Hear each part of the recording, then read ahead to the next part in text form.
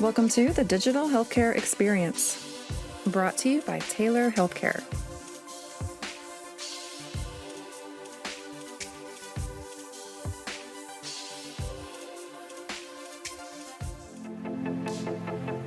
Subscribe now and stay on the forefront of the digital healthcare revolution. Hello and welcome to the Digital Healthcare Experience podcast presented by Taylor Healthcare. I'm your host, Chris Civitarice, and today we're joined by Dr. Ami Bhatt, Chief Innovation Officer at the American College of Cardiology and Chair of the FDA's inaugural Digital Health Advisory Committee, which we'll certainly be talking more about today. Dr. Bhatt has 20 years of experience as a clinician, investigator, and educator, with nearly 10 years focused on telemedicine and digital health. She's a nationally recognized leader transforming digital patient care and advancing technologies that are reshaping medicine. Dr. Bhatt, welcome and thank you for being with us today. Thanks so much for having me. To kick us off, can you share a little bit about your background and your current role and your experience as the chair of the Digital Health Advisory Committee? Absolutely. So I started as a practicing cardiologist. And when I practiced with young people, adults with congenital heart disease. And so about 10 years ago, those patients said, hey, the rest of our lives happen digitally, happen online, happen via FaceTime. Why can't we do some of healthcare that way? So it was really my patients that led me to thinking about care at a distance. And that's what led me to telemedicine, digital health, thinking about what tools we use in the community. And then a little bit more broadly, starting to think about population health and how we screen in the community. How do we find things? And one thing you realize very quickly as you enter the healthcare industry as a patient as well, via your family, your friends, is you really want to be able to get healthcare in the community where you live. You know, that should be our right. And so how do we achieve that as a healthcare industry? And so that's really what drove me to eventually become the Chief Innovation Officer at the American College of Cardiology. It's a global organization, 1/3 outside of the US, 2/3 here, 57,000 members. And all of these people are interested in caregiving and getting cardiovascular care to people where they live, when they need it, with the right testing at the right time. And so it was a perfect place to think about innovation. How do we co-develop technologies such that, yes, the technology is great, but it doesn't do any good if it sits on a shelf? How do we get it to the patient? And so that's what this role is now, which is really thinking about getting technologies to the patients, figuring out the infrastructure of how we deliver the novel healthcare. And we'll talk about some types ranging from actual technology to kind of generative AI and software as a medical device.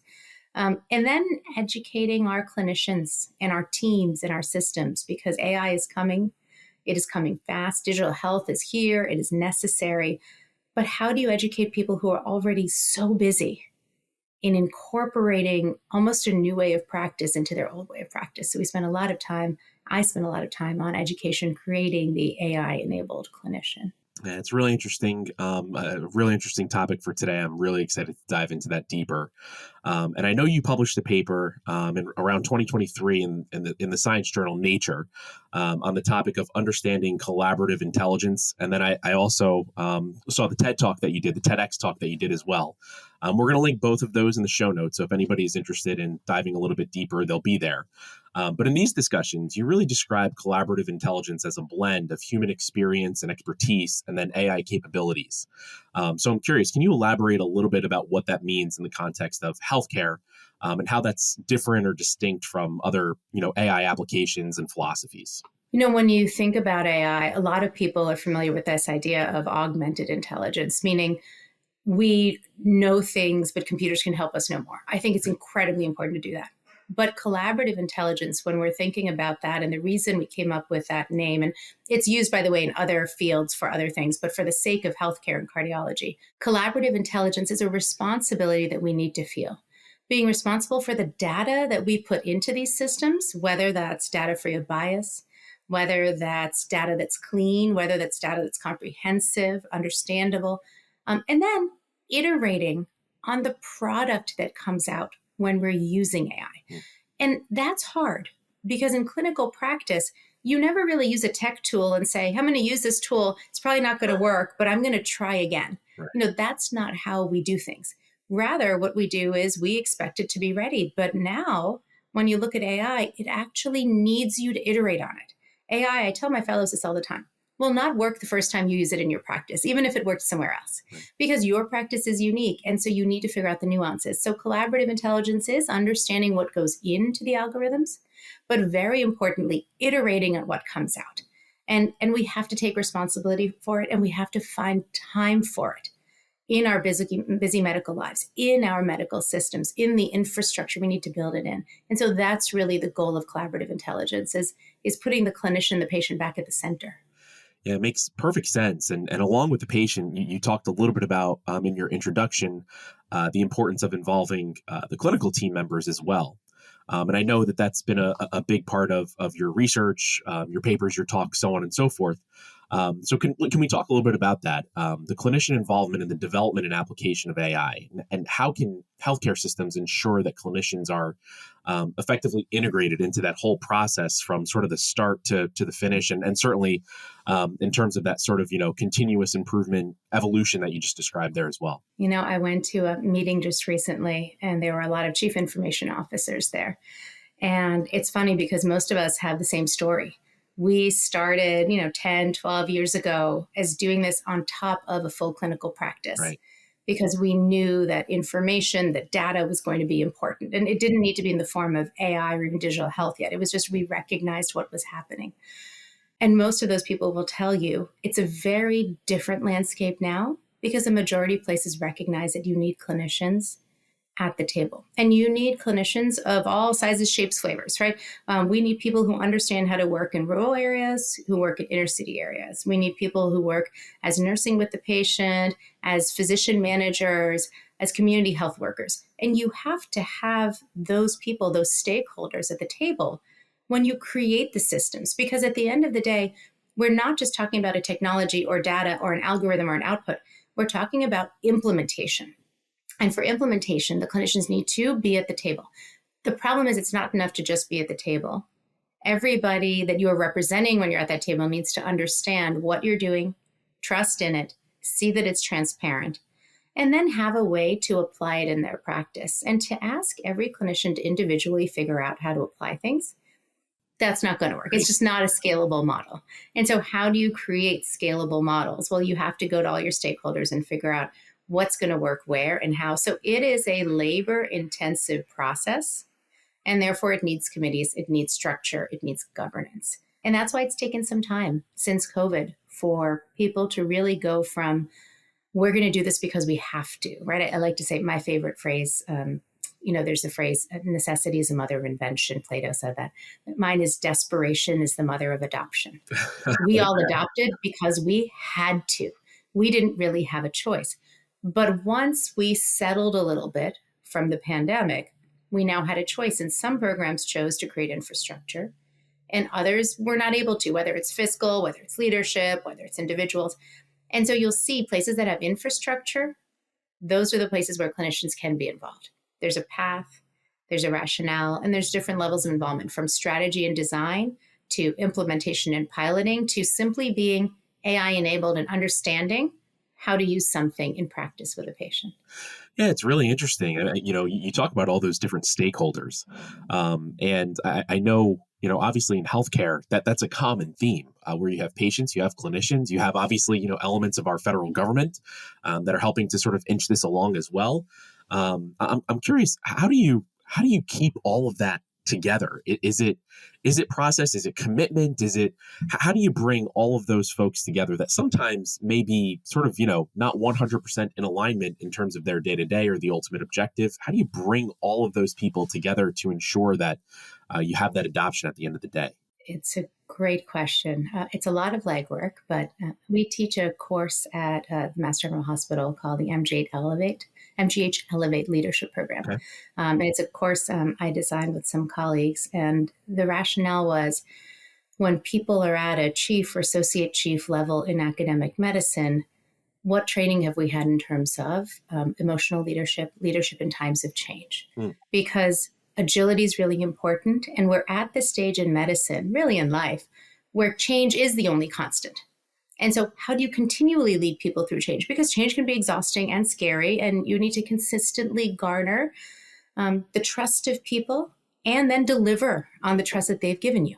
And so the reason I bring that up is That's what multi-stakeholder relationships are.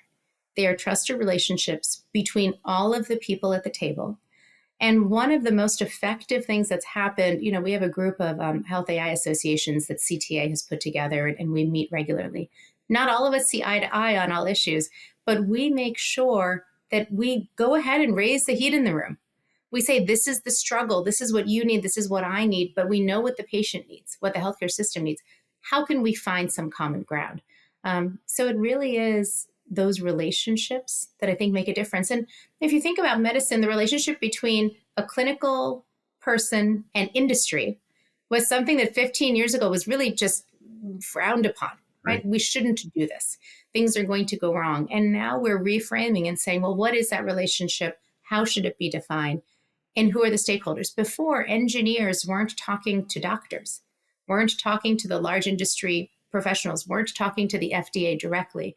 Now the FDA has a TAP program. It's the Total Product Life Cycle program. And in that program, companies who are coming through for breakthrough device designation can actually meet with people to talk about codes, to talk about regulation, to talk about cardiovascular implementation if they're cardiovascular, and come to us. And so everybody recognizes, including the FDA, you need to bring the stakeholders all together in order to make these differences happen. So I think my answer to you is it's hard. Yeah. It's not easy. It's based on relationships and trust, which is mostly how the human race works anyway. But we really have to make an active effort to do it if we're going to be able to implement some sustainable changes. I think that is extraordinarily just fascinating that you've put together, very purposely, courses to sort of, coach to that sort of emotional, intelligence piece of leadership and bringing people together and ideas to fruition. That is really, really rare. Forget about healthcare, but just sort of in general, where most of the time everything is sort of based on performance, and we forget about this whole element of, trust. So I really, that is a really kind of fascinating and unique, idea. It seems very intuitive, but I think it's really unique. And it's challenging to teach. We're fortunate to have a group called Tilt who teaches with us, who actually does this for multiple different industries. They hadn't done it in healthcare yet. We thought we needed it in healthcare. But there are actually, mechanisms of teaching, leading others in change. And that's not a natural part of a lot of curricula, right? I don't think we see it yet. And so as we go back, we're not only teaching pre-med students or even high school students about, yes, this is what STEM is, right? We started doing that. But now, what does change look like? How fast are things changing for you? Talk about how things are changing in your life as a junior in high school. Okay. And we have those kind of conversation too to help that whole generation come along. Really interesting. I want to get back to, you alluded to earlier in the conversation, some insight on data. And obviously today we have, just exponential growth in terms of the amount of data, the availability of data. So I'm curious, how does collaborative intelligence help clinicians sort of manage, I guess it's almost like the complexity and the avoidance of information overload, because it's a balancing act, isn't it? Like the data is wonderful, but it also presents some challenges, right? Yeah, the data can be wonderful. By and large, if you ask those of us who are diving into data, it is messy, it is incomplete, it is highly biased, and it requires a lot of work to create data sets that you really trust. And even when you create that data set, it will not be perfect. So then you have to admit to yourself, and as you're publishing or using it, what are the biases that we know this data has that we are going to watch for, check for, make sure we don't multiply, because this is still really valuable information that we want to use. And I think that's why when we're looking at large swaths of data, some of the administrative uses have accelerated a little bit faster, have been adopted faster in terms of efficiencies, fiscal efficiencies, staffing efficiencies, because that data is maybe a little bit easier to clean, a little bit easier to notice bias in and to manipulate.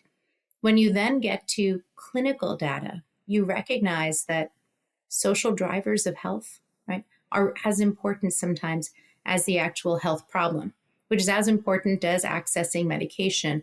And so there are just so many different players that you really have to make sure that you are not worsening bias as you start to process large amounts of data. So we're very careful in that realm still. I'm saying here is clinical decision making that should be done, because we've got to get it right. But I think the learning from the administrative side is incredibly important, because we're learning how to clean data, check data, watch an AI algorithm, double check the AI algorithm, see if there's drift.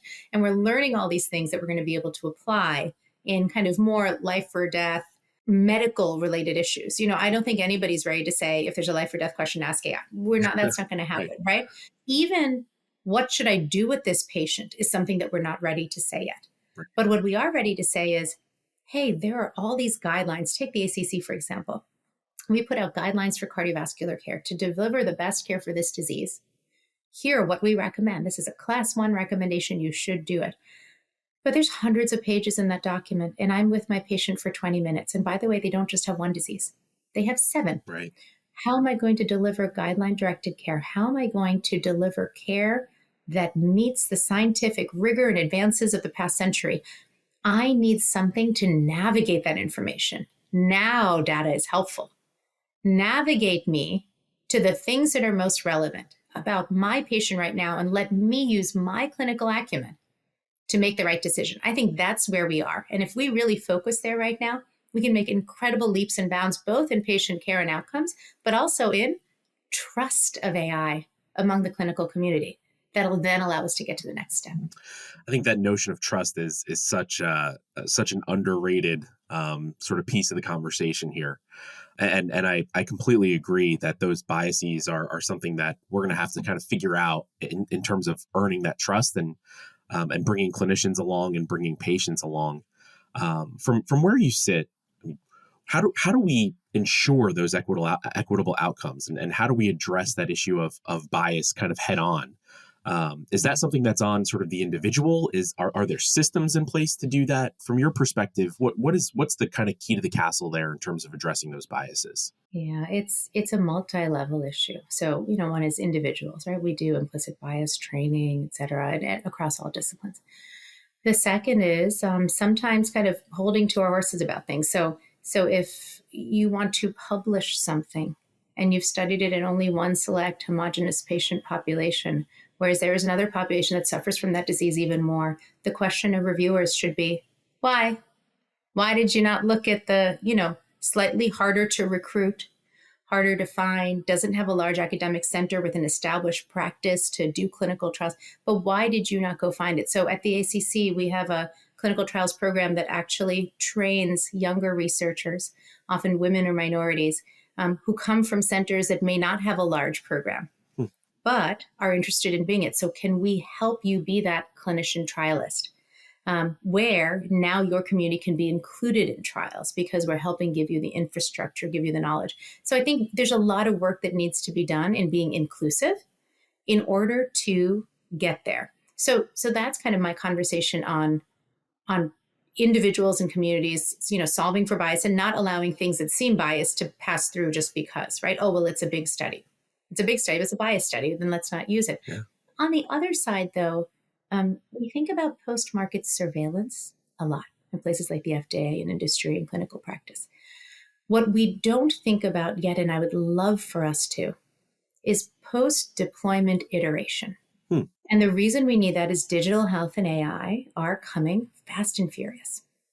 And as things get approved, what we would love to see is, after approval, what happens?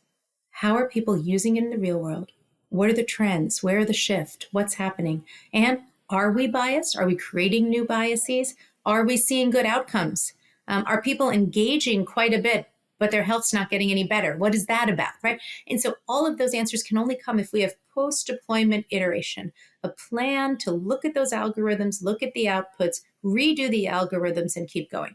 And so I think that's the kind of thing that is both important for regulatory safety, but also important for infrastructure to encourage improvement in these algorithms. And so I think there's two things. There's the input and us making sure that we're being inclusive, but there's iterating on the output and saying, hey, what do we need to adjust? Because there will be bias. We're not going to get it 100% right almost ever. We're going to keep changing and just keep getting better. It almost seems like that's the key to everything. It's the recognition of that bias and the fact that it's going to be a almost in perpetuity sort of conversation of how we reduce and eliminate that bias with knowing full well that we may never eliminate it completely. And it seems like that maybe is the key message here, that it's that recognition. I think so. Yeah. You also talk about, and you mentioned this a little bit, in terms of AI reducing administrative burdens. I'm curious if there are, specific other connections that we might be able to make to sort of that world, and then the connections that we can make to using this generative AI to manipulate and to improve clinical workflows. So you talked a little bit about taking some learnings from that administrative space and sort of bringing them over the fence to the clinical space. What kind of examples might you want to share in that world? Yeah. So one of our favorites at the individual clinician level is voice to text technology. You've probably seen it everywhere. Sure. There's quite a few companies that allow you to speak like this with your patient and not have your back to the patient, right? And be typing the whole time. Yeah. And so that ability, we call it pajama time. When you go home at night and you still have to write your notes rather than spend time with family, friends, reading, doing whatever, exercising. And so I think that's, something that's growing in pockets throughout the country, throughout systems. And one really important thing to us is, can we start to help more people understand it and adopt it? And what does that look like? And so that's a real focus area for us. A second is, we'll go back to this guideline idea. There are risk scores that are pretty easy to apply. Now, again, they're not biased, they're not perfect, some are biased, et cetera. But by and large, the risk scores can catch a good number of people who should be on certain medications, getting certain testing. And so implementation of those risk scores is not ideal right now. It's not at its top number. We don't apply it 100% of the time that we should. And that's just not in cardiology. That's across subspecialties. Right. But can we integrate those things into the EHR? Can we auto-populate those and then help with information? Hey, you may want to consider, again, this is helping people use clinical math. You might want to consider this. And by the way, using generative AI, I can pull the guidelines that match this for you and offer you what you could possibly do. So I think those are two things on the clinical administrative side for clinicians, for enabling better shared decision-making. But the administrative side, there is such an opportunity. So if you have an ICU and you're staffing it, but you can tell by the numbers which patients are most likely to do worse in the next 24 hours, I can adjust my nursing such that I have the sicker patients with one-to-one nursing and the less sick. And then if that changes because something shifts and I have real time, I can actually change and apply staffing in a different way. And so I think that's really important. Eventually, that's also, and in some pilots, it's useful for predicting, hey, those people aren't doing well. Let's all go as a team and pay more attention. Let's change some meds. But at least for staffing, it's important. And then back office fiscal work, prior authorizations, right? Yeah. Looking at claims and understanding what happened, all the people we hire to do all this work, and we make mistakes sometimes. But wouldn't it be better if somebody gave us all that data and then said, hey, look through this data. We're noticing these claims have issues. We're noticing these prior auths could use a little bit of work. Here's a letter for prior auth that you could use. I think those are the areas where we can take off right now and make such a difference. Yeah. And I mean, that touches so many, it feels like macro big issues in healthcare too, in terms of, the staffing shortages, the burnout, the spending the most time at the most sort of at-risk patients, even from like a patient, engagement perspective. Who are the likely patients that are going to be engaged versus not? And how do we give more time to, away from the paperwork, away from the charting, away from, to your point, sort of that pajama time on the couch, and give more time back to the clinicians for themselves, and more time back to clinicians with patients. That's just such a huge, just again, sort of macro issue in healthcare that it seems like this technology could really help with. Yeah, it's interesting. I'll go to an area that's a little bit of a hot button topic, but it's maybe just worth bringing up. I always like raising the heat before we end. But if we think about why we do voice to text, right, in the office, it's so we can be one-on-one with our patient and connect.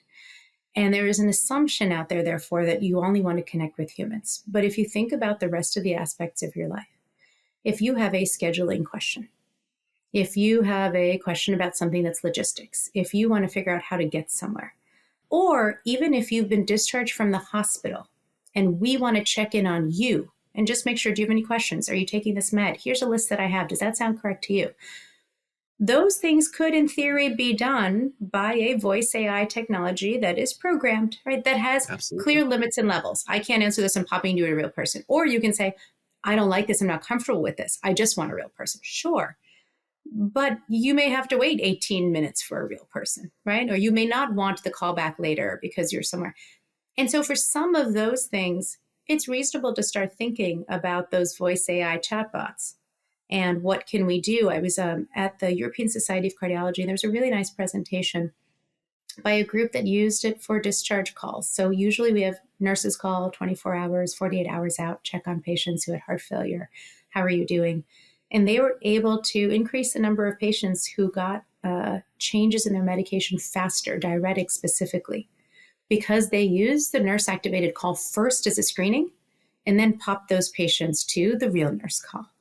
And so, that's population health. That's just looking at volume. Yeah. Do we have enough people to make enough phone calls? Can I call 17 times? Well, the bot sure can. Right. They can just keep trying until they get somebody.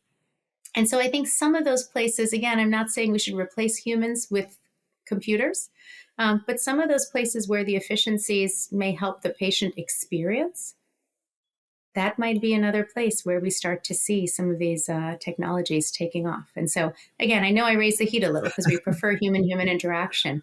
But maybe I'll end with a story from one of my first patients. So I said 10 years ago I started this. I had a young patient, and he was supposed to have his third surgery. And I knew it, and he knew it. Like, he knew it from how he felt. Yeah. I knew it because I saw the test results. But I insisted that he come to the office because the way I was raised, I'm going to sit in the office with him. I'm going to hold his hand. Right. I'm going to tell him this really difficult thing, right? You have a wife and kids, and you're going to need to undergo heart surgery, and the risk is higher this time. And he wouldn't come in. He wouldn't come in. He said, let's do a virtual visit. Let's do a virtual visit. And I was really pushing back, and finally my admin and I talked, and she said, look, he wants to do it from home. He's very clear. Just do what you need to. So I got on the call. And he said, just tell me, doc. So I told him. He was sitting with his partner on the couch. The kids had been there earlier. The dog was in the other room. You could hear him barking. And after we were done, he just turned his camera to me and he said, thank you. I was like, why are you thanking me? I just said you need another surgery. I'm sorry it's so soon. And he said, no. He said, I know it was difficult for you to talk to me over a video. I know this is not how you operate, but I needed to be here with my family, not 3 hours away in a hospital with you. Wow. And so I appreciate you telling me here. And that was one of those moments that for me was life-changing about what it means to have healthcare in the community where you live and why I do what I do. And so the reason I tell that story is the patient experience is first and foremost. And there are times where we as clinicians, specifically me as a doctor trained in an academic medical center, I am not the center of that relationship. And you need that reminder, right? You think you know what's best, but actually the patient knows what's best. Yeah. And so if we open up to that, we may find that some of these new technologies actually make the patient experience better. They raise the level of respect we have for our patients because their time is worth something. And so I just remind myself of that sometimes when we're touching on technology and we're hesitant about human experience versus technology, that there's a good and a bad on all sides, and we always have to be open to that. That is it's a wonderful story, and it really shows kind of the power of the technology to to increase the humanity of medicine. Because I think we talk so much about how the technology can actually run the risk of dehumanizing sort of medicine or take your pick. I mean, anything. But that story I think really illustrates the power of how the technology can actually enhance the connection that we have as human beings with each other through the machine. So that's I think that's a wonderful story to end with here today, Dr. Bhatt. Well, thank you so much for having me. It's been such a pleasure. And thank you for all that you do at the Digital Healthcare Experience. It was absolutely my pleasure. I hope you'll come back and join us again soon. Absolutely. Updates next time. Excellent. And thank you to our listeners. If you enjoyed the conversation, please like, share, and subscribe to help us keep growing the show. And if you'd like to learn a little more about Taylor Healthcare and the Digital Healthcare Experience, you can go to taylor.com/digital-healthcare. That's our show for today. And until next time, this is Chris Civitarice wishing you health and good cheer. To learn more about Taylor Healthcare, please visit taylor.com/digital-healthcare. This podcast is for educational purposes only and is provided with the understanding that it does not constitute medical, legal, or financial advice or services. The Digital Healthcare Experience is produced by Naomi Schwimmer, Podcast music by Nicholas Bach.